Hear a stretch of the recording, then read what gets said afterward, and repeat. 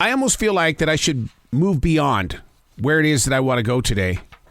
But there was such an event that happened inside the studio yesterday that I don't settle for, well, I guess it wasn't meant to be. I don't like that term. That's one of my pet peeves when people say that. Well, I guess it wasn't meant to be. I mean, it crashed yesterday, but I don't want to let go of the message that I was sharing while it was crashing. A series of changes, unlocking what's kept us blocked, to accept what was once pushed away. We've all had those moments where we wonder why we waited so long. Fate put us there anyway, right? Or did we have to learn the lessons before the heart gave us permission to step through the several levels of doubt and fear? I do believe in taking chances, but I'm not going to chase chances. That sets up the soul for a big-time letdown. You work so hard on achieving a connection only to realize there's no payoff. You aren't getting that time back. To keep positive, the goal is to accept the series of changes. I do a thing called defragging. It helps me break down the areas where I felt blocked. It's not my ambition to shame the chance takers. I only want to understand where things began falling apart. The availability of chance is how we all move through our times. We can't do it all, nor should we ever find ourselves in a moment of guilt when we start turning things down.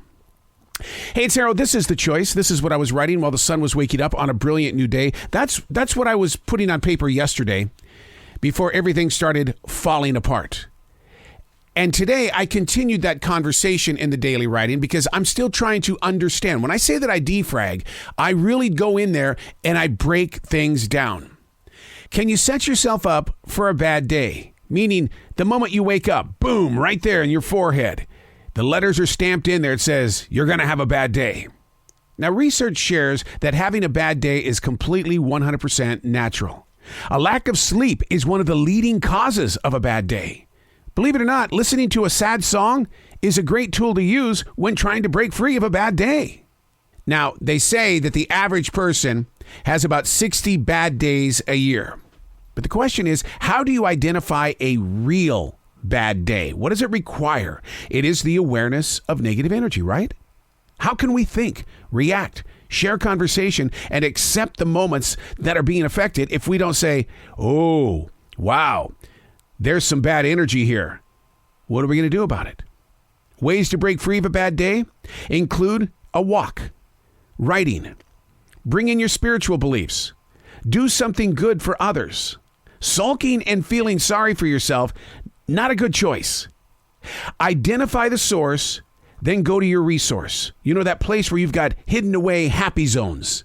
That place where you go, you know what? I don't need all this happy right now, but one day I'm going to. And that might be this day.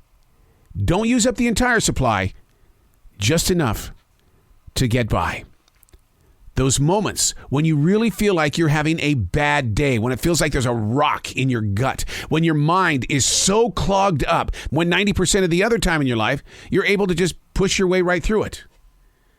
But on those moments where you have stamped yourself as being one who is living a bad day, you're carrying the weight. Once again, it's a negative energy. You can turn negative into a positive. It doesn't mean you have to falsify the front, but what you do is you make a choice. Okay, it's a bad day. Through awareness, I recognize the negative. Now it's time to find the positive. And it's there, but you might have to work for it. Go to your resource. I know you've got a supply of happy. It's there. Just don't use it all up. I'm Arrow, and that's what I was writing while the sun was waking up on a brilliant new day.